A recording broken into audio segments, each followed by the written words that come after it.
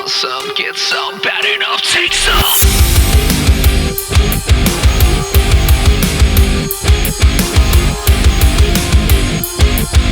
Want some, get some, bad enough, take some.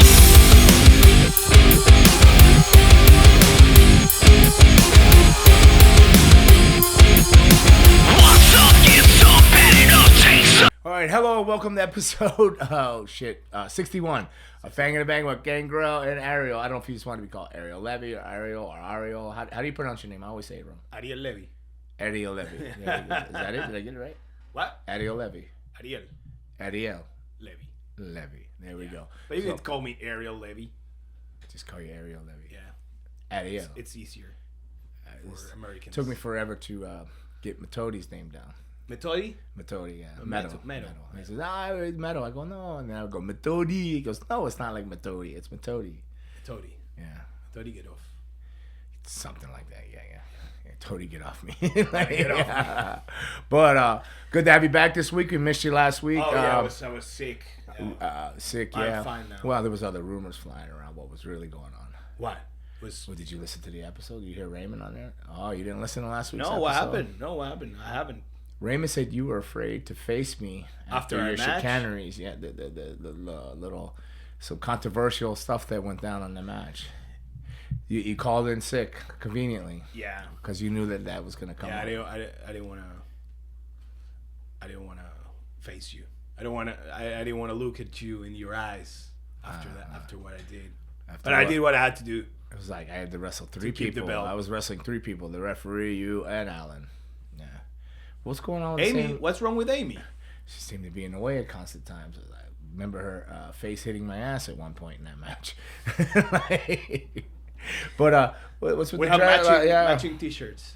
Redcon will be happy. They'll Yeah. be like, Yeah. Sean will be like, oh, finally. Meathead Nation. Meathead Nation. I just wore it because it's like the WrestleMania Yeah, like logo. it is like the old school WrestleMania. So I had like a BRCW shirt in my hand, and I said, you know what? I'm gonna go with the Meathead Nation shirt today. Yeah, I did the same. The same. Here we are. Here we are. What shows this weekend? We can run over the shows real quick before we move on to any of the current wrestling news. Shows. What shows you did or I did? You did multiple shows. I did 2 shows. I was in Kissimmee Friday.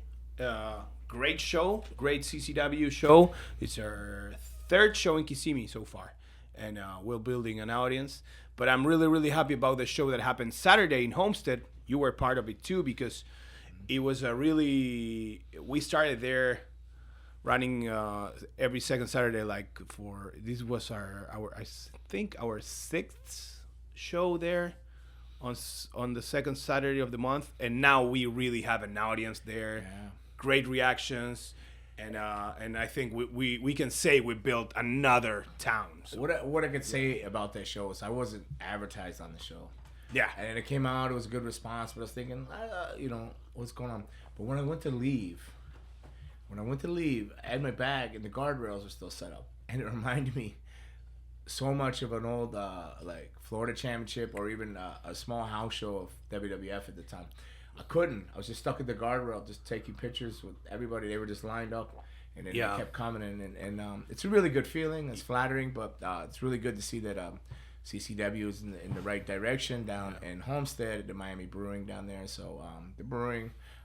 Also unbranded brewery in Hialeah. Yeah, and it's very cool because we have a lot of people that go to the Hialeah shows on the first Saturday of the month, and then they repeat the next show, the next weekend in Homestead. So it's the same people. So they know our characters, they know our wrestlers, they know our So there may have been some, but I saw a lot of new faces that. No! Of course, I saw lots of new faces.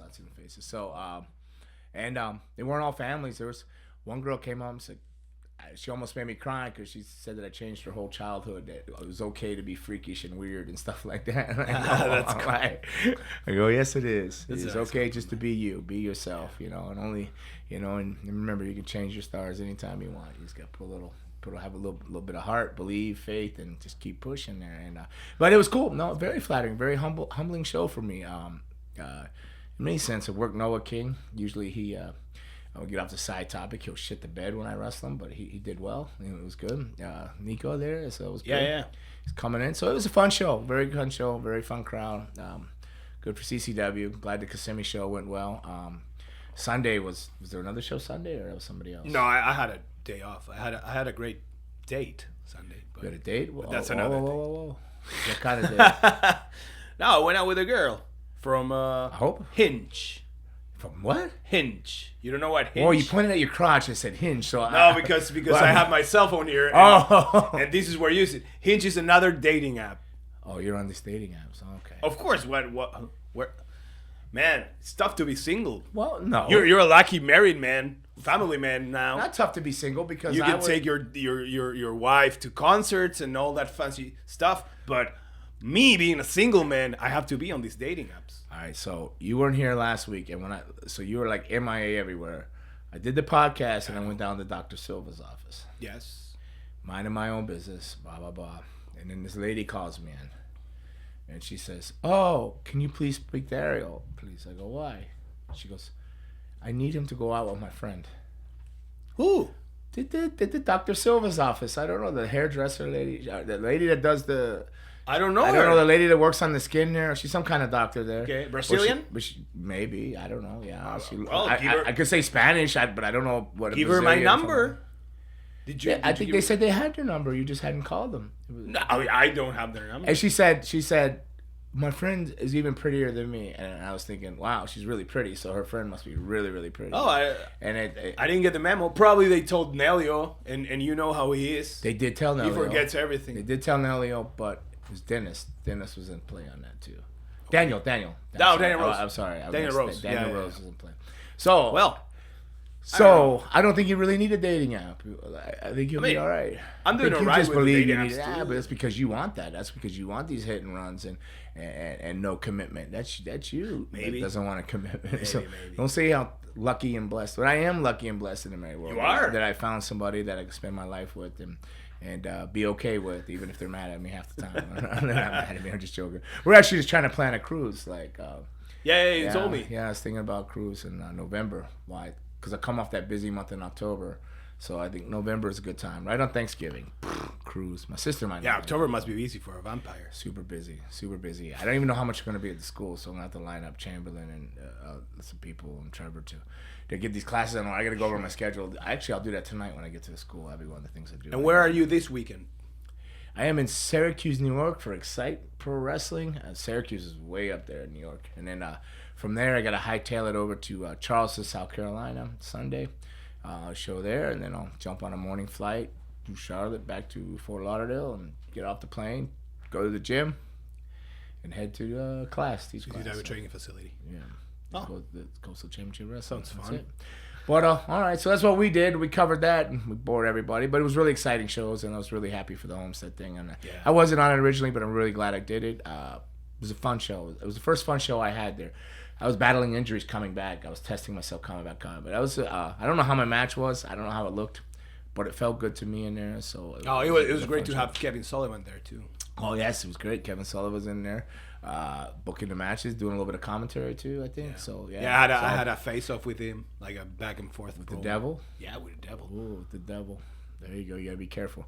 Yeah, He's forgotten more. I'm a little devilish too. He's forgotten more than the years I'm alive. I don't know. He's tremendously smart and he's still got it all. And he's awesome. He's a credible talent and a great asset to CCW, Coastal Championship Wrestling. So, all right. So we're gonna move on. What's going on in the news? Raymond said, I don't know. I got this memo. What's going on in the wrestling business? I mean, same that was happening last week, like CM Punk and all that drama, backstage drama. So is everybody still talking about that?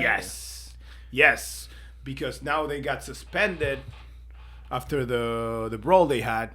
CM Punk got stripped of his belt, but apparently he got injured in the match. I mean, not apparently, he got injured in the match, so he was gonna be gone anyway, vacating the because he tore a tricep. So that's gonna take like 8 months. So what was Tony Khan's final thing? He suspended everybody. He suspended him. Stripped him of titles. The Young Bucks and Omega were the first trios champions, and they got stripped of those. Now they had a match between the Death Triangle, it's called, which is Penta, Cero Miedo, Phoenix, and Pac versus Orange Cassidy and For the belt? the Best Friends. Yes, for the belt, and of course the Death Triangle. Thank God, won, and now they are the champions. They are the trios champions, and they are doing a tournament for the World Heavyweight Championship. All right, so But they suspended everyone, and they also suspended Christopher Daniels. Christopher Daniels got suspended. Apparently, he was backstage. He was involved some way. Ace Steel, Ace Steel, he bit Kenny Omega. yes. Another producer, I don't remember his name. Ginger one. Pat Buck. Yes. But Buck, and I think that was it. Yeah, and it was Punk. The Okay, so- Young Bucks, Kenny so- Omega, and the, Gosh, I didn't hear anything about. probably they were like responsible for them because they were like their agents. I don't know why Christopher Daniels and Pat Buck were involved in that suspension too. Wow. But that's the fallout. They all got suspended. They all got suspended. Chris Daniels and Pat Buck. So that. Wow. Don't even know what they did or where they were in the room, right? No, Nobody really because knows the truth. They hired an outside Investigate. to know what happened, and the Young Bucks and Kenny. Of course, CM Punk is injured, so he couldn't work the shows Right. anyway. But the the Young Bucks and Kenny Omega got pulled off like any promotional material for the shows coming up. They have a huge show next week, the 21st, in the Arthur Ashe Stadium in New York. But all right. So this is all a bit confusing to me. What was my response last week? What was my thoughts on it, Raymond? Basically, I just said they should all be fined. yeah. So basically, we covered what happened before we found out what happened. Basically, Yeah, the 'cause- question or your response would basically be, do you agree with how Tony Khan handled the situation? No. I'm just learning how he handled it. But I had to guess before, but I didn't know Yeah. all the details of all this and this and that when I said it before. But I don't think my opinion on how I would handle it or how I think should handle it changes a whole lot. What I do think is the Young Bucks should be stripped as executive, whatever they are. the vice presidency. Yeah, because I don't think they should have been stripped of the titles. No, no, I don't think so. Fined, yes. Loss of their position in the company, yes. For legal reasons and many other reasons, you can't have executive like presidents. You can't have office personnel that'd be like Dan going and beating up Chris Farrell, right? Yeah. Because you shouldn't have wrestlers running things anyways. Period. It's never a good like too many egos and too many stuff. And then CM Punk was just suspended, and you don't know if he's fired or quitting or anything. They don't know because they're waiting for this investigation. All right, so everything's up for an investigation. All right, so I still stand behind, like, I would have probably you suspend people, but they were hardly ever on TV anyways. They'd be on 1 week, miss a couple, but it was the Young Bucks, and Well, they're like CM huge. Punk, but They're all like apparently top-tier CM stars. Punk was hurt. His tricep was hurt in the match, and then he might have furthered the injury in this after the scrum or the brawl or whatever they had. He supposedly threw the first punch. All right, so maybe, but they came in to his locker room. Yes. So maybe this is where the executives, not the executives, because they were the executive, but the producers, Chris Daniels and Pat Buck. Maybe this is where it fell in to play on them, to not preventing that. Maybe they thought it was a good idea. I don't know. I wasn't there, or whatever. Maybe they allowed them to get into a locker room. And That guy got suspended too. The guy that you gave the impaler. Oh, Brandon Cutler. Yeah, he got suspended too. Okay. He was there too. What about the dog? The dog? No, the Larry? dog. No, No, no, the dog got away with it. The dog is and innocent. Ace Steel's wife. That was They're it, innocent. Okay. Yeah, probably terrified and traumatized. I think I still stand. I think they should be stripped of any executive vice president positioning and stuff like that, just for legal reasons, especially while it's going on. I don't know about stripping the titles, because I get a little confused. Like, all right, so CM Punk was gonna have to drop that. or whatever because he was hurt. And it was an interim and he came back. That's all very confusing. But what I had done it with both titles too, the trios that they just crowned them, I probably wouldn't, in a sense that I care about the wrestling fans and not just the smart wrestling like that follow them, this click group. The thing but is there's just people watching wrestling. They'll be like, they're gonna turn it on and go, "Oh, they're not champion anymore." I thought. Yeah, that's the thing. It's gonna be very confusing. Same thing with. Yeah, what I think is that is. Yes, we are in this. We work in this podcast, so we got to know, so we get informed and we know what happened. But storyline wise, Tony Khan just went out and said, "I'm stripping these guys from the. We're gonna crown new trios champions, and we're gonna crown a new world champion." He didn't even came with a kayfabe explanation of why this. So it's that's kind of weird. Like my daughter Anna is 10 years old or 10 years old, right? And I'm sitting there watching AEW with her. Mm-hmm. Daddy, why are they not the champ? I thought they just won the belt. Why? How do you explain that as your?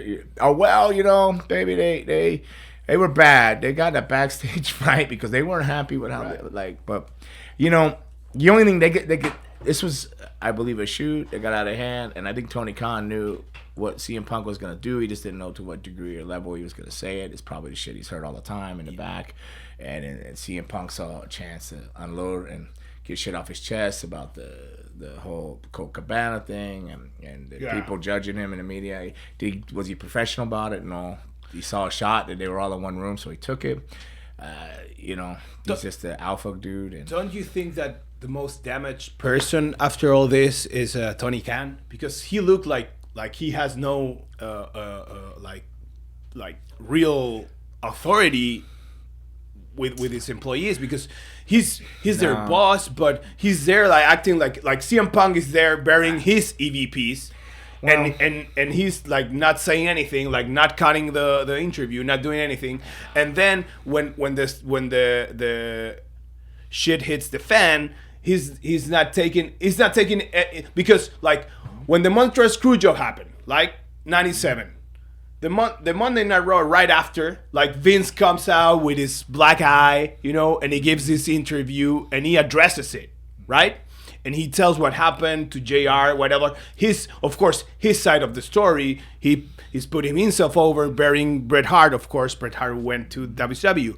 But he takes some kind of and it ended up being like a good business move, But now Tony Khan is like, he's not addressing it to the casual fans on Dynamite, and not even saying anything like just like hiring a second party company to make this investigation. So it's like he's just washing his head. I don't know. He looks like a little neuter. Maybe he's definitely the richest man in the room. I know he is. Maybe he's the smartest man in the room too.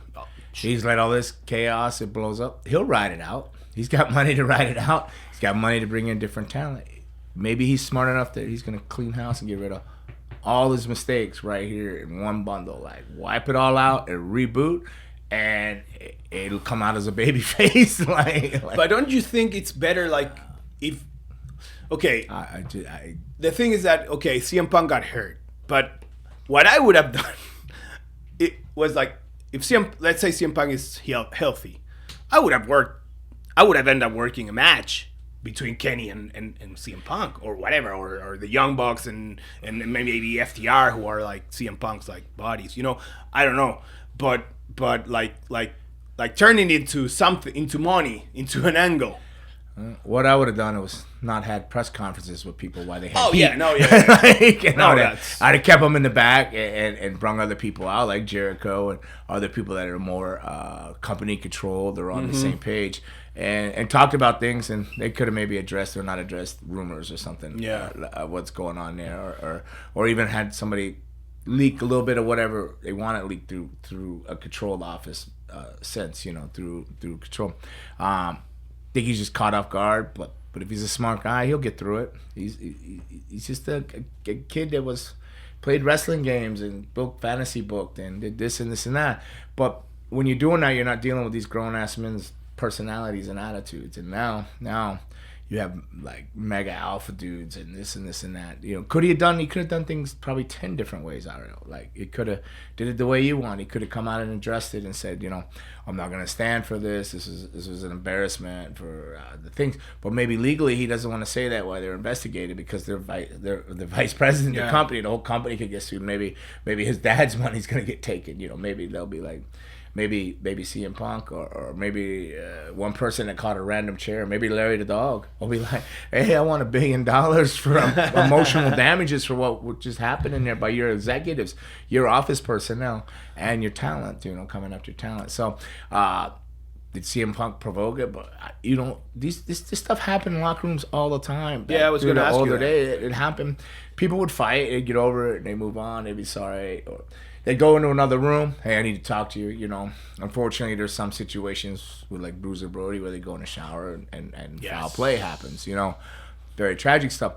But 9 times out of 10, it was just, you know, maybe it came to a couple blows and you went on your way. You're over it. Or you just went in there and said, yeah, you're right, man. I'm sorry. You made peace, but like you got young guys that haven't had a lot of experience in office positions. It's a different culture where everybody's super sensitive to everything. It's not just professional wrestling. It's the whole world. Like with the body shaming and this and that, everything. You know, from A to Z. You know, I'm surprised McDonald's and Burger King are still open. They haven't shut them down for making America fat. You know what I mean? Like, they're the biggest corporates. They give you a value meal. Like, give you a value meal with all that bad shit on it. Where you go to other place to try to eat healthy, and it's like double and triple the price. You're like, I'll just go through this drive-thru, get the value meal. But wherever I was going with that, there's just it's just a different culture, different society now, and everybody walks gingerly and addresses things more cautiously. It's how Tony Khan. I don't know, because I don't know who's advising him. I'm sure he's got Jericho in his ear, but Jericho's probably going, God, these fucking people need to grow up, you know? Like, yeah, but Jericho has stories too about like him wrestling. I mean, fighting Goldberg backstage. Well, these are trying to fight. But these are things that are like, like, they're not executive producers. Yeah, they're not office personnel. that's the thing. The problem. These aren't representing your company. They're representing your company as a talent. But like, these are grown ass men like going at it now. Now they're going back and forth talking about, and CM Punk he shares an email or bank account with his mom. What man does that?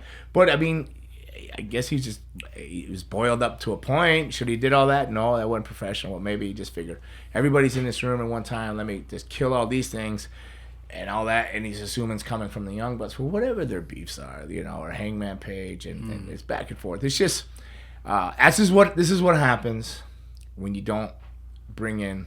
I don't understand the Tully Blanchards and Arn Andersons or JR, Jim Ross. Why would you not give them more disciplinary action and to run things more of a tighter ship, not restrict their talent creations and their ideas, but just how they carry themselves as professionals in the locker room, and you know, ultimately, so you think they need an adult in the room? Ultimately, at the end of the day, Vince McMahon, you had to answer to Vince. Yes. You know what I mean? It was there, so it was a level of food chain. You know, a better lack of words, of command, level of command, and you know, it went there, it trickled back down, and you know. And they would trust you to a degree. Like when we were there, they'd say, this is what we need in the end of it. And if you didn't get there and you weren't talented enough to get to the story they wanted, your head would be chopped. But like, I was blessed enough, like the Attitude Era, everybody had been wrestling 15, 20 years, some even longer, somewhere in the territories, and so much wisdom and experience. And they understood the business, you know. I'm not sure everybody understands the business now. They look at it different. Yeah, and you had the Pat Pattersons backstage and the Briscoes. People that were respected, and some people that would still like. You give one of the Briscoes some shit, like you give Jack Briscoe any crap. I don't know if he was an agent, Jerry was, but I imagine he'd stretch the hell out of you. Yeah. Like, but you got to have somebody neutral that everybody respects. You know, you need somebody to come in that they either maybe have worked or been around, but so they're still a little hip to the hop. They're still like understand this current phase of wrestling or where it's at, but also that they know, like, I'm not gonna mess around with this guy. This guy says, hey, if he's listened and listened and listened and said, bottom line is this is what we need, and this is how you're gonna have to do it. Like, we'll give you creative control to get to there, but this is what we need at the end of the night. It's got to be somebody they respect. Like, you leave it to them to do it to themselves. They're always gonna argue if they're in charge of their own shit, and And then I love Chris Daniels; he's well respected, but he's probably if he was to go to the Young Bucks and try to tell them, he'd be like, whatever, man. I tried. And I'm sure that's a lot of the problems with the producers. They've probably gone in there with good intent and like talking to a wall. You hear stories, but I'm not there, so I don't know that. I've never personally had a problem with the Young Bucks, Chris Daniels, Bad Bug, anybody. They're all good. CM Punk, got along great with him. I mean, he honestly one time carried my bag in when he was first coming. They were super nice guys, so super humble. But he's just an alpha male, and he sees his brand. If he sees that his brand was getting shitted on or watered down, and he's just trying to protect it. Maybe he's addressing things. Maybe in his mind he's creating more stir and more buzz for the title reign, coming up, and then. Unfortunately, then the tricep thing happened, and then the fight thing. So all this shit built up to be a shoot. It'll end up, if they're smart, they can spin it all into a work, come out on the back end, and that. If worse comes to worse, give Tony Khan a reason to clean house, drop some of the wrestlers out of charge, bring some more people in, a little bit older that are not so invested in wanting to be in the ring in front of the camera, but to run a tighter ship and just more productive backstage area and production for a show. So I don't know. So I don't think I would have definitely suspended them or relieved them out of their executive duties. I would have probably fined them. I don't think I would have pulled the trios titles off them. They just got it. Unless but I don't know what happened so far backstage. It's going to be if there's going to be lawsuits or people suing each other or arrests being made. Maybe it's pro wrestling now. So arrests being made in the locker room. So one of the other fallouts of this melee, I see what's this crap, is that after their suspension, now the Young Bucks contacted the WWE. They have, or they were rumored to, or before the suspension. No, it's rumored that they contacted the last week. They contacted the WWE last week. Like they contacted someone like. You're hearing this from Raymond, or you heard it too on No. I heard. I mean, I don't know. It's on what Raymond sent, but I also heard the rumor, and that it might have been like the Young Bucks contacting one of the WWE talents who are like close with them to ask them for like Triple H's contact or whatever, and.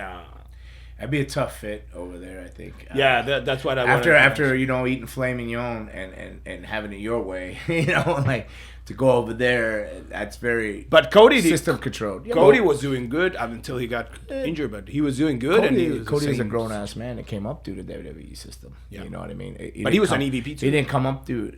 Yeah, but he also left right away for something. Yeah. So you think he knew something was? I think he's seen everything going on. I don't think anybody was listening to his ideas anymore. He was probably the only one that had ideas that made sense. And no, I'm being honest because he's a grown ass man.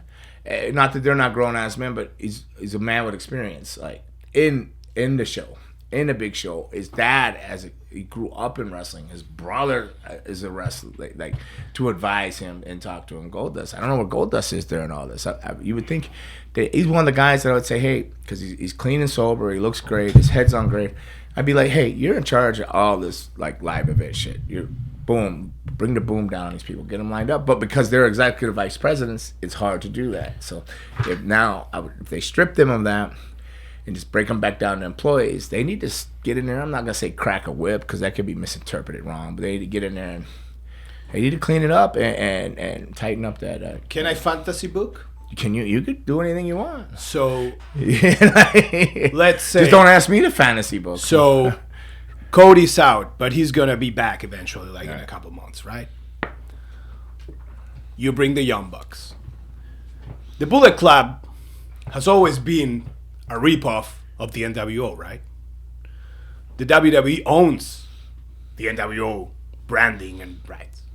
So wouldn't be cool to have Cody,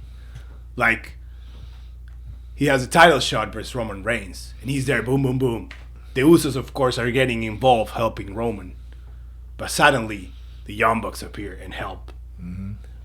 Help Cody to get rid of And then and then they are the new NWO. no, then suddenly 2 more Kishi sons comes out. Yeah, oh yeah, sons everywhere. yeah. And he balances out the Bucks. Then Gallows and Anderson come back. Right. But you now have your fantasy book. Boom, boom, boom. Now you have 2 big major factions. it's a gang facing war. each other. I mean, Well, we don't want to say gang, but factions. okay, Faction war. I'm sorry. But that would be, I would like to see that. Like it's like the new NWO. Like people have always been, and it makes sense because it's like these outsiders who try to destroy the WWE from their own trench, from the outside. But now they're coming in to take over from the inside. All right, speaking of booking and talent, Maybe I just being a Well, market. no. Anything's possible in professional wrestling. Where does FTR fall in all this? Where are they at? Are they still like? They are. What happened to them? What's going on? I haven't seen AEW. In the They are last 2 still the ROH Tag Team Champions and the AAA Tag Team Champions AAA Tag and the IWGP Tag Team Champions. But now, But not the AEW. but the new The trios trios is is Penta, Phoenix, and Pac. okay. Who's also Pac is also the So Malachi Black, the House of Black, is gone. not the House of Black. Well, Malachi was the House of Black. but yeah, the leader is was gone. It was all based around him. He did WWE vignettes. Alleged- Their debut there, Yes. and then now he's all ass again. Maybe back to WWE. Who knows? he's out. Then when's Bray Wyatt gonna pop back up in all this mix?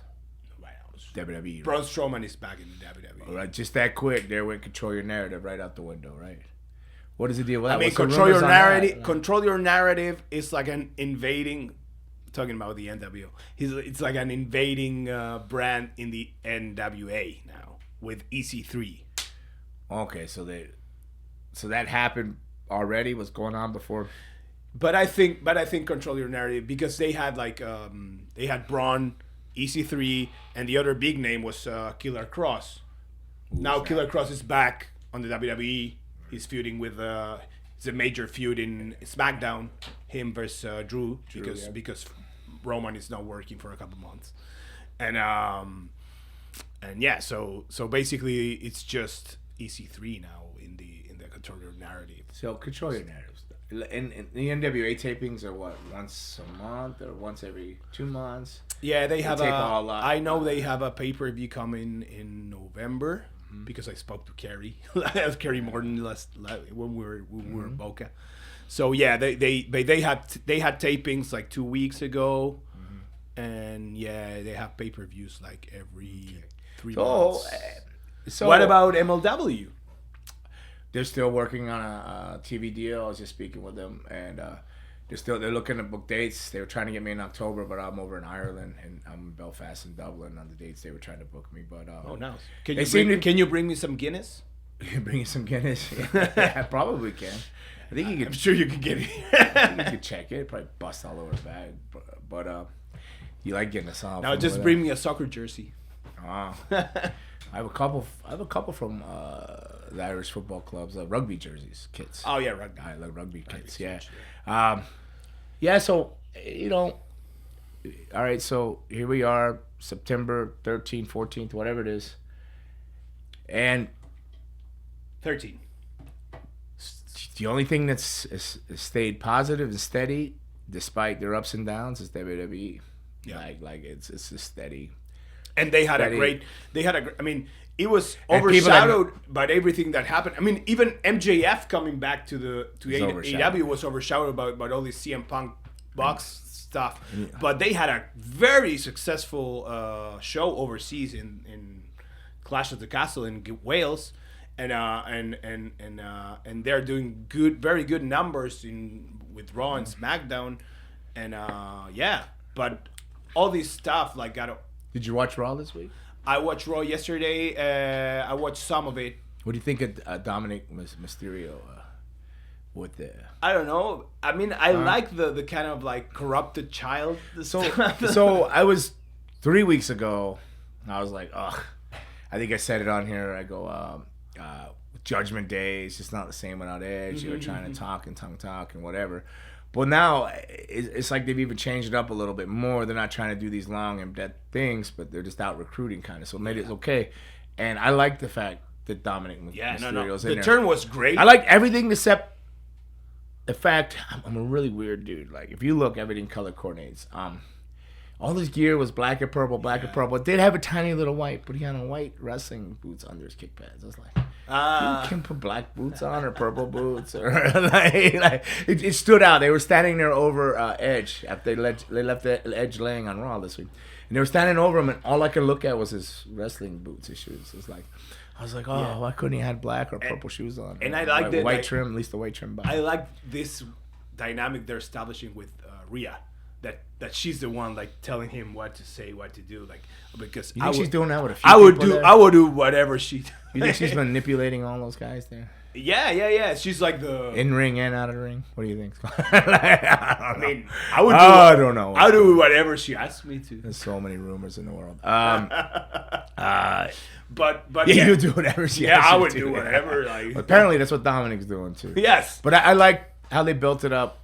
Or Edge, Edge did the promo with Ray, it's better me than you against your son, blah, blah, blah. Then you get to a point in the match where he's been dirty, Edge gets him tied in the ropes, and he's punishing him.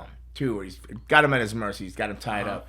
The ref breaks, he comes back again, gives him another like fives with the 5 counts, breaks again, and he's setting up for the spear, and Rey Mysterio pops in there and saves him. And you're like, whoa, what's going to go on?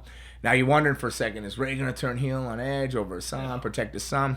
But then Judgment Day hits, and then they come in, boom, boom, boom, they get rid of Rey, they bump him viciously over the commentator's desk or whatever on top of somebody, and then they proceed to damage and possibly break Edge's leg or knee, and then stand over him. And with Dominic there, with his height, he fits in there because his priest height and his height. I like matching things, so Dominic's height kind of matches Priest and puts Finn Balor lower in the middle, so it kind of balances things out. And Rhea Ripley, I like how she stayed off to the side on that and was more advised.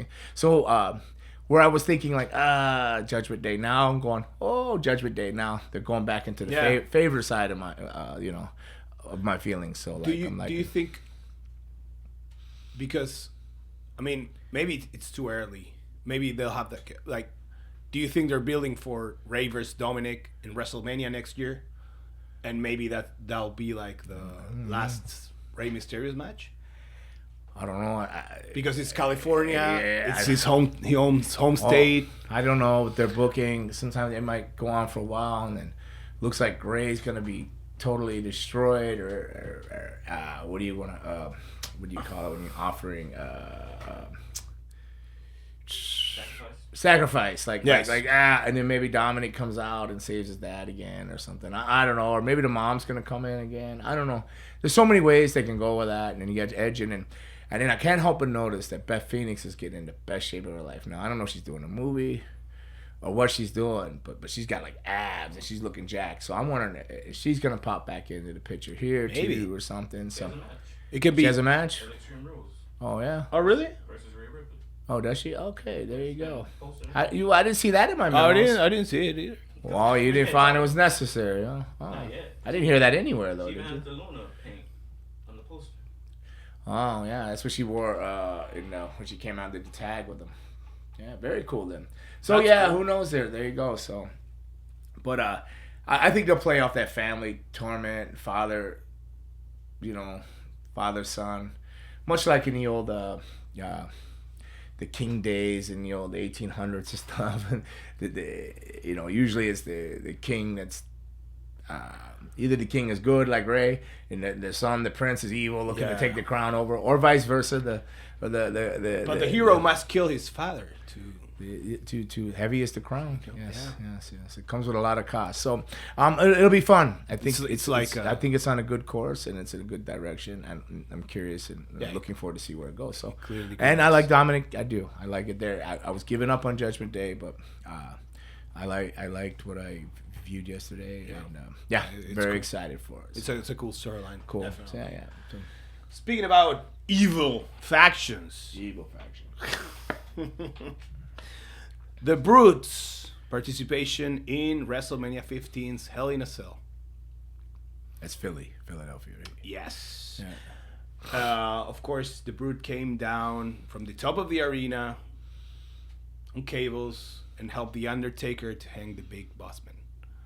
Correct. My personal opinion is one of the most underwhelming matches because it was Hell in a Cell, the Undertaker, Big Boss Man, but the match wasn't.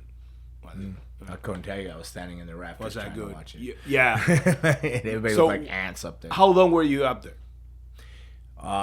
Since the beginning of the show. Oh. Yeah, we're up there all night, basically, till that match. Okay. Just standing on standby and gone up. Yeah, we came in. I think it was a Friday evening or Saturday morning. Was it Saturday? They go, hey, you have a rehearsal in the morning. And I don't know if it was Sunday morning. Or You didn't know what you were doing? No. They told us to be at the building and show up at the building, and then they had a stunt guy there with harnesses. You know, he goes, oh, this is what you're gonna do. We go, what? And like all three of us are like, what? Did the Owen Hart accident happen already? No, it happened the next month. Oh, okay. The very next month. They Okay, changed so it. that They- wasn't in your. They changed those harnesses, yeah. Okay. Like, was in my head after that, but Yeah, for I- sure. I wasn't. Because, but like, I remember all three of us looking at each other like, what the flip are they talking about? You know, like, like, what? And they said, yeah, you're gonna come down from the ceiling and land on the cage, and you're gonna rip the cage up, and then you're gonna throw a rope down to the Undertaker, and you're gonna hang the Big Boss Man. The cage is gonna come up. You guys go back up. What did you think about it? I was terrified of heights is what I first thought. Like, I was like, no flipping way am I doing this. I would be too. And so they go up there. We did one dry rehearsal. That's it. We go up there, and I can remember them telling them, get off the edge. We're all just like fingers locked on the beams, not wanting to let go. We're in harnesses. But, they let it go. So the harness comes down, and you got to kind of aim for the cage. It's a little offset past the cage, so you kind of got to stick a leg out to catch the cage and pull yourself in when you're going down. So that could be overwhelming and all. We get down there, but then all I could think about is Cactus Jack. When he went through the cage. I mean, it was gimmicked for him to go through a cage, but not that part of the cage. So I was thinking this cage, you could fall any time through this cage, So it just seems so high. So we come down and we go through the rehearsal, and then that's it. One time, we're like, fuck, are we gonna do? So that's one thing. But then now you show up and it's showtime, and you're going up there. There's people and cameras and everything. So we I remember taking a while because I don't know if it was Christian. One of them didn't want to let go. But we were like, and I know I definitely didn't want to go down. But we all went down, and it was scary. And I almost missed the cage. If you look at it, one foot comes off, and I dragged myself back in. And we're up there, and it just felt like, I don't know, every step on that cage just felt like you're going to fall through the cage. Right. So we get to the part where we're ripping it up. So you had to unhook your harnesses when you first land on it. So your harnesses are just hanging. You had to clip them. And then you go over there, you rip the cage up, and you drop the rope down and everything. And then you come back and you hook your harnesses back up. Mm-hmm. And you're asking, Edge and Christian are probably responsible, but I'm not that responsible of a guy hooking my own harnesses back up. I'm like, I don't trust myself. I'm like, like I'm thinking like I'm surely messed this up. I'm gonna die, I'm like terrified, just terrified. So we start going up, and I see Christian. I'm looking, and Christian's he's the first one up, probably because he was like the lightest. I don't know. I don't know why he was able to get up so quick, but his hands were like almost to the beam. He was like, I could see him like the beam. And then I get up between the soundboard and the trons at the games, where you can see the games and the teams and the stats. And then there's the sound system, all the speakers. So I'm right there, and I look down, and Edge is still halfway up, and then everything just stops. It just stopped. Christian stopped. Like there was like slow motion stop, and then I look and I go, oh man, if this sound system comes on, I'm just gonna be blasted into the billboard. So I'm like just terrified. I look down, and Edge is just hanging down there like this, and he ends up in all the photos because he was like in Photoshop, you know what I mean? So I'm in between the speakers and the Tron or whatever that thing is, and Christian's way up there, and we're just like, crap. And they're like, hold on. And you hear him screaming down there, it's okay, it's going to be okay. I'm thinking, it's not going to be okay. Please don't let him come on and start talking on this thing or play some music. Because it was already loud in the arena. I can only imagine what it'd be like right next to that it, close. Yeah. And like nowhere to go because the scoreboard or whatever and the Tron is right here. So I'm just like but eventually they got a breaker blew or something, a fuse or something, and they boom got up. But I didn't really. That was just terrifying. Yeah. We were just so glad it was over with. But I never went back to watch that match.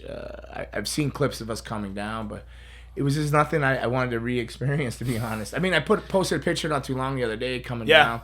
Because it was cool, and it's cool now. But back then, I was terrified. Did you get a good bonus for that? You know, I think they tested our. No, I did not. People like Luna and different people, you know, they would all talk and they would tell you, "Oh, you get so much for just being in the backstage at WrestleMania, right?" And or if you do one little vignette or something, it's guaranteed this much. But like. Ours was not even that. It was like I don't even think we got one originally, and then later sucks. Maybe Edge or somebody said something and talked about it, and then we got one, but it wasn't even what like Luna and them would got. Then they showed up backstage. It was just kind of weird. I think they were just testing to see what they can get away with us or seeing where our heads were, our attitude. And I'm never one to rock a boat, but I could tell you I got more of a bonus when they accidentally hung me than they did when they stuck me in from a ceiling. But I think that they all just wanted to kind of go away. That was a very graphic visual of the Big Boss Man hanging. You know. Yeah. Did you get took it out of advertising? I think. Did you get any backlash for that? Because now hanging somebody is like. I think they got backlash. We never did. I never heard personally or hey, you hung. Yeah, that's horrible angle. Or nobody's ever said that to me personally, but I heard that. Marketing wise and stuff, there was a lot of backlash, and they had to they didn't even advertise that match, and I probably don't even advertise it on the network. I don't even know, just because of the graphic nature and the thing about the match is that it has a weird ending, but it also the match is very underwhelming because you expect carnage when you hear killing a cell. It's probably take into consideration the Boss Man's wearing this whole big harness underneath the whole time. So to work in that was probably a bit of a restriction too. To not accidentally knock something loose or break that. So that was probably an awkward thing. And then I think that whole match was geared to that for that hanging, which didn't go over very well. Probably went over as good as who was it? Kane sleeping with a corpse. Who was it? That slept with the corpse. KDV. It probably ranked up there, kind of in that status, but because that was bad taste. But I know that Edge and myself, and I'm not can't speak for Christian, but I know Edge and myself. It hit us hard when Owen that next pay-per-view that next month it did the harness and quick release and he passed away. We were just thinking oh God, you know, we didn't belong up there. We're not even stuntmen, and Owen didn't belong up there, and you know, those are just shoulda, couldas, and wouldas, but it was too damn late, you know. So so it's tragic, and so that's why I probably don't go back and view it that much or look into it or anything like that. So because it just brings back that really that sad, horrible feeling the day we lost Owen. Hell, I don't even like mentioning Kansas City. I don't even like to go there, you know. I try to avoid bookings on indie shows and stuff now. Where's it at? I don't want to go. It's just something that's gonna sit with me the rest of my life. And a lot of deaths, all the deaths do, but that one in particular. Yeah. So let's play some fact or fiction. Oh my goodness. Okay. Number one. I don't even know what's real or not real. I've been working so many angles my whole life. I don't even know what's fact or fiction anymore. No, but this is about your smoke and mirrors, life. Habits and hats. The movie The Lost Boys inspired you for your vampire gimmick. Fact or fiction? That's a fact. True. Cool.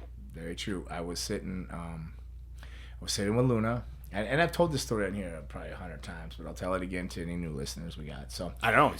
So we're sitting around doing a thing called a baloney blowout, and that's what the older wrestlers used to go. They didn't make a lot of money in the territories, but they would all get all these salamis and cheeses and all this kind of like cheaper food, but like crackers and all that. And they would get in a room and they would call it a bologna blowout, make sandwiches, eat, talk, nice. drink wine and stuff. So we would do that on Sundays if we weren't working or something. So having a bologna blowout, and she used to date, and she was a couple with an old wrestler called Dirty Dick Slater, Tricky Dicky, Mr. Unpredictable Dick Slater. And he had watched the movie The Lost Boys and turned her onto it. And she was telling me, you really got to watch this movie. You got to watch this movie, The Lost Boys. And I said, okay. So sure, whatever. Some red wine, some cheese, crackers, whatever. Lost Boys are on. Great movie. I loved it. At the end of the movie, I go, it'd be cool to be wrestling vampire. Wrestle as a vampire. I was saying it yes because I thought, yeah, it'd be cool. But at the same time, she goes, yeah, you should. I go, oh, no. You can never do that. Because this was like 88, 89. This is 89 at the time. You're like, oh, you don't want to mess with the traditional wrestling. That's why I cut a lot of people slack in wrestling, because I'm one of those guys that like mess with traditionals, like a vampire. You know what I mean? Yeah. So how can I knock a Young Bucks or for super kicks or somebody for a character when I did a vampire character? So all the old guys are probably thinking the same shit about me as all these older dudes are talking about these younger guys now. Right. So, but she goes, you should do it. I go, no. And then I said I can't do it, blow it off. And then long story short, I'll try to keep it short. I was back from a Japan tour. I had a falling out with my partner, so I wasn't going back from All Japan, and didn't have anything really planned.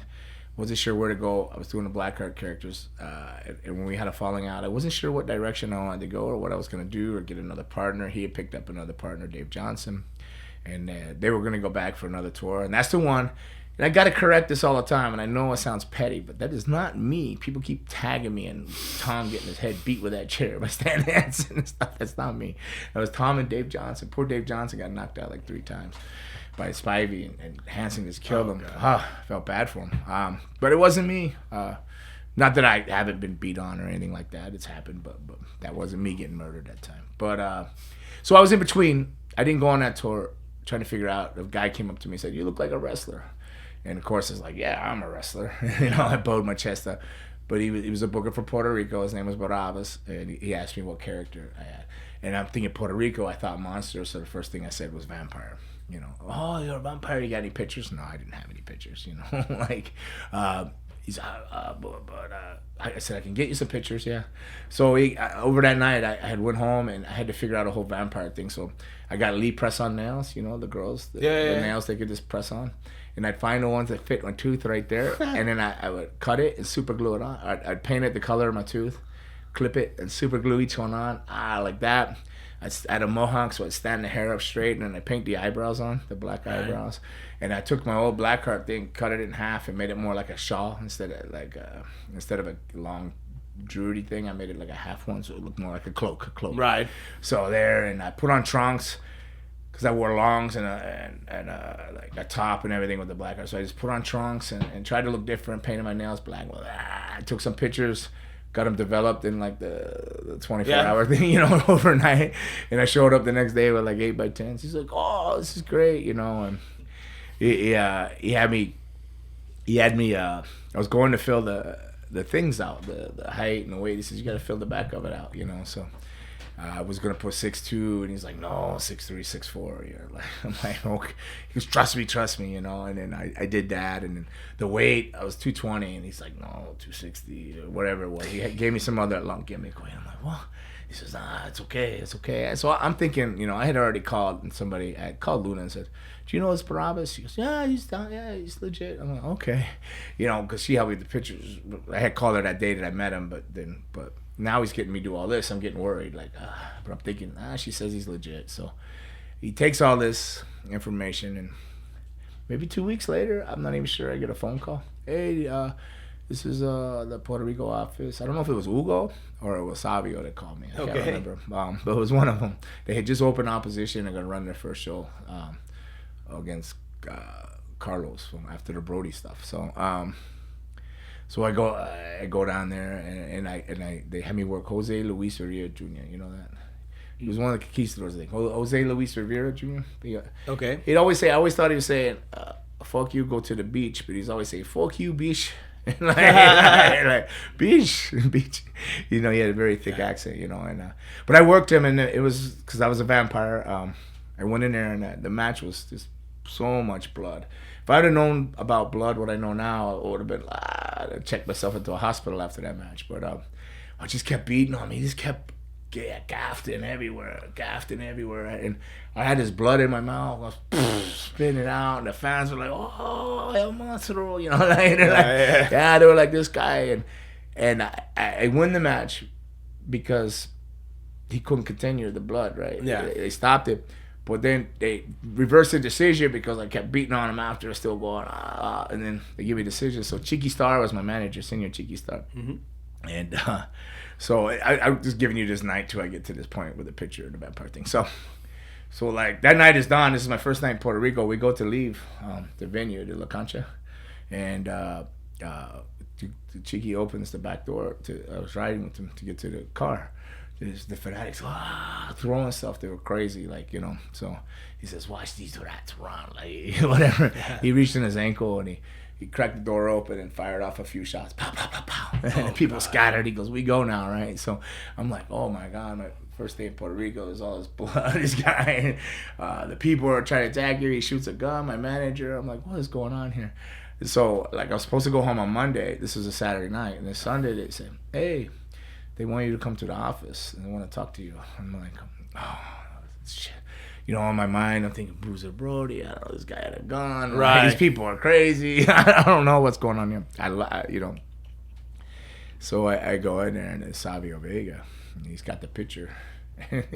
He's looking at the picture. He's leaning back in the chair, looking at me, judging me, looking me up and down. So turns it over, he goes, "So 6'4"? And I didn't know what to say because I had the mohawk. I said, "Oh, I counted the mohawk, the hair up." Right.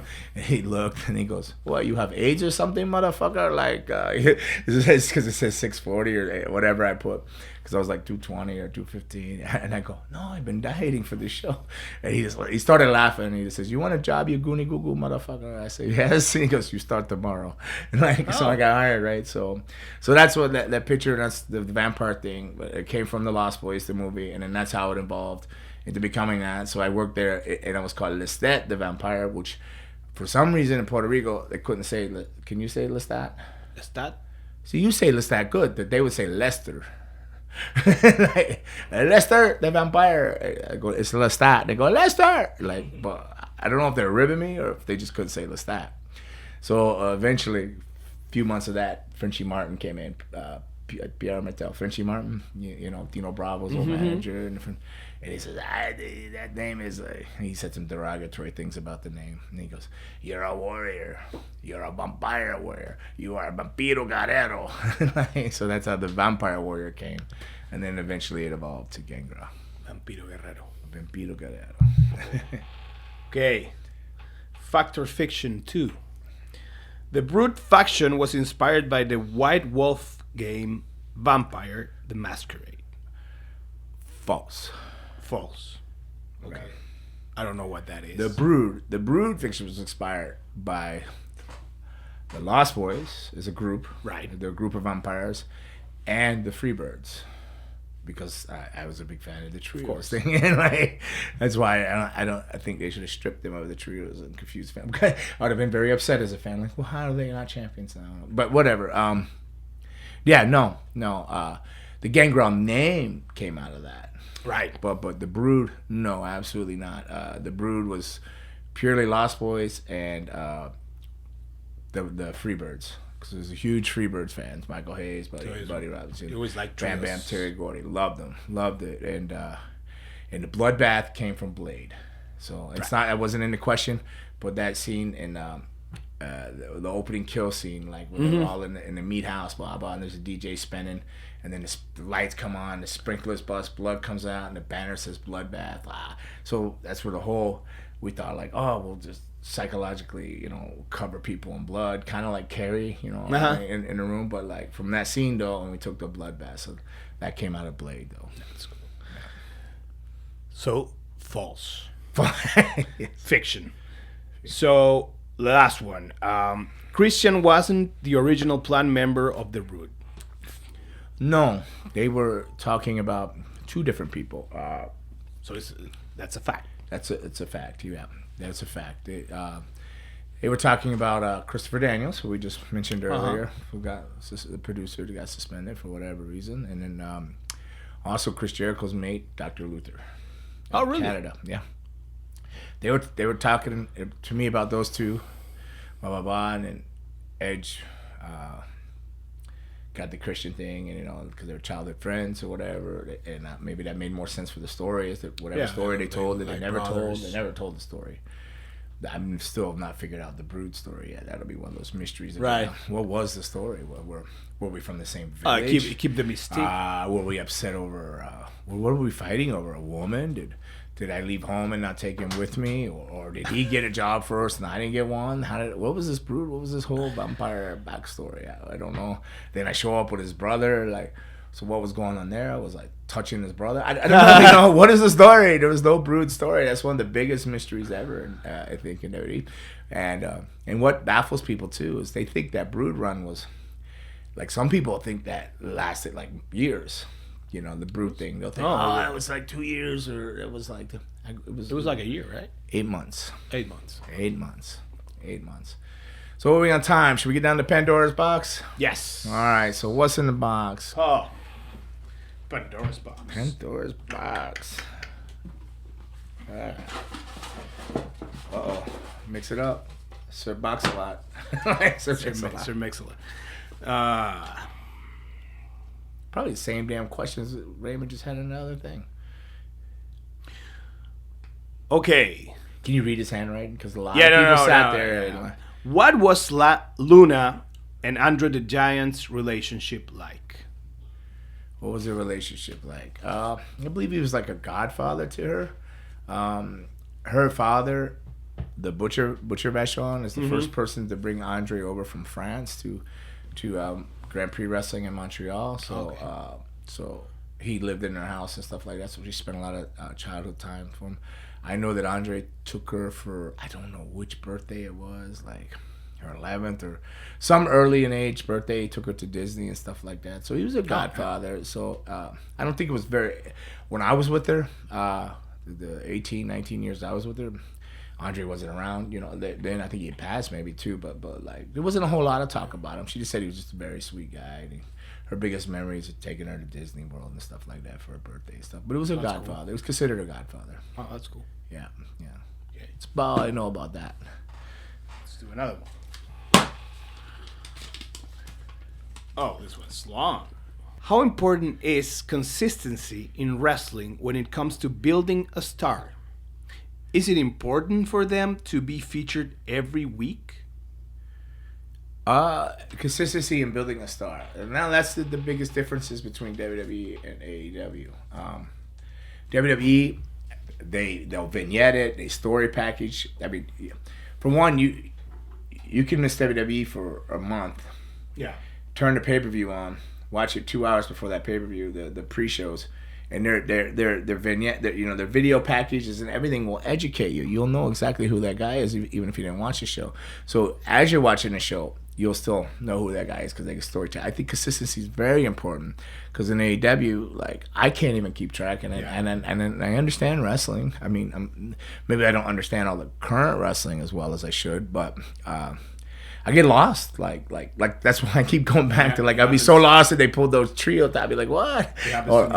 Or 1 week there's Buddy Murphy, Malik, I don't know, like, and then they're not on TV for 2 weeks or 3 weeks, or I mean, they try it. They've been better about it. AEW's been better about it. Like, yeah, what happens to me with AEW is that sometimes they assume a lot of people know, like, when they debut guys from the Indies or guys from New Japan, and they assume everyone will know, like, and right, it's like, and that's what people claim, that they're marketing to a certain group of people and not like, that's why a lot of people believe WWE will always be the king, because they're marketing to the whole world and everybody to understand their product, and they build superstars. Like, I've said this, and I mean no disrespect in either way to any company, but if you work, Ariel, for you, if you work 3 months in WWE and you work 3 months in AEW on TV, the people are gonna remember you from WWE. Yeah. You're gonna be a superstar. They build superstars. And I'm not saying that they're not building stars and stuff like that,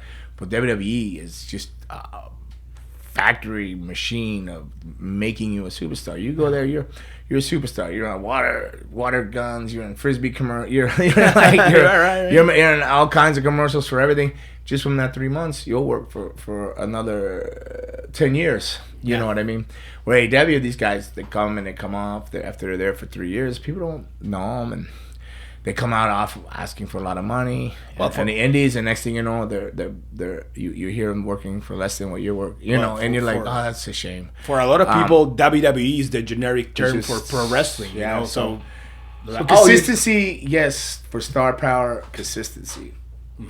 You want star consistency to build a superstar is consistency. You have to invest in that, and that's why I tell everybody, wrestlers, that they need to invest in themselves. Like you hear it at the school, invest in your gear, invest in your training, drive a few extra hours to get proper training. You got to invest in yourself before multi-million-dollar companies like WWE or AEW invest in you to make you a star. You know, you got to show that you're going to invest in yourself and that you can be worth that investment. Okay. Last Pandora's box question. Last question. What was Jim Ross's main role in the WWE/F at the time you were working there? Apart from being the color commentator, right? Yeah, I think he was talent relations when I was there. Yeah, because like I remember when I missed a flight, I had to call him. I only missed one flight. I got to the airport like 3 hours early, but to be fair, I'd been up all night. Maybe a couple nights on my night home, like fighting or drinking or partying or whatever it was. I was home, but I was at the airport early. I took a taxi, and I remember going to the ticket, that gate where I was at. Right. And I asked the lady, "Are you working the gate?" And she goes, "Yeah, I'm working the gate and everything." I said, "Okay, I'm gonna sit right here." I mean, I'm like, here's the counter. I'm sitting like right here in a chair, and you know the plane would load right there. So I have the ticket in my hand, and you know I went to sleep. Like the ticket just right here. I was so tired, I just went to sleep. I wake up, and then I don't see anybody in the gate area, and I'm like, oh. So I have a panic, and I look over and I see the plane. I go, whoa! But the lights are on, and I see the bridge pulling away. I'm like, oh. And there was the same lady right there at the gate. I go, hey, what? She goes, you know, you were sleeping so good, and we were overbooked. I just figured I'd let you sleep. I was like, no, I'm going to Bakersfield. You know, I heard it's for a TV taping. And I was in Tampa, so you would have to fly to Tampa to LA to Bakersfield, but I had to there wasn't many flights like that to get to there in time, and I had to deal with JR, and he. And I go, I called him, and I said, you know, I missed my flight, sir. And he goes, yeah, well, you know, he started cutting. And I go, I don't have any excuse. I wasn't even gonna try to tell him that I was at the airport early. I don't think it sounds like such bullshit. So I just said, no, I missed it. I'm sorry. It's my mistake. I totally missed it. There was nothing I could say. I could have told him the real story, but it would sound like such BS. Like I was just making shit up. And he goes, well, don't let it happen again, you know. And that was it. I showed up at the end of TV. I pulled in and felt like a heel, but nobody said anything more to me about that. But I'm sure it didn't help. Yeah. But that was the only flight I've ever missed in my life on my own. That's it. I mean, I've had cancellations, this and that, but that is the only flight I ever missed. And after that happened, that's why I'm 2 hours and 3 hours. I'm still to the airport early, but I don't sleep. Now I set alarms if I do, you know. But yeah, JR, he used talent relations. He did a lot of hiring and firing and handled problems and suspensions or testing, you know, and stuff like that. You know, talent relations. But he was fair. He was fair. He was just an office guy doing his office things, you know. But cool. That was it. So, well, if that's it, then we're good there. All right, so we made it to episode 61. We're in the same. We're in the same T-shirt. Shirt. Meathead Nation. Yeah. Redcon. I got to get up to Redcon and go see Sean up there. I got to go raid the supplement house. I need some protein. Oh, I went last week. I just ran out of protein. I didn't have enough time. Maybe shout out to Redcon. Yes, awesome. Yes. Yeah. Go get some ice with throw. But that's it, everybody. Thank you. Want some? Get some. Bad enough? Take some. Take some. That's episode 61 of FNB with Gangrel. and Ariel Levy. Thank you. See you guys. Want some, get some, bad enough, take some.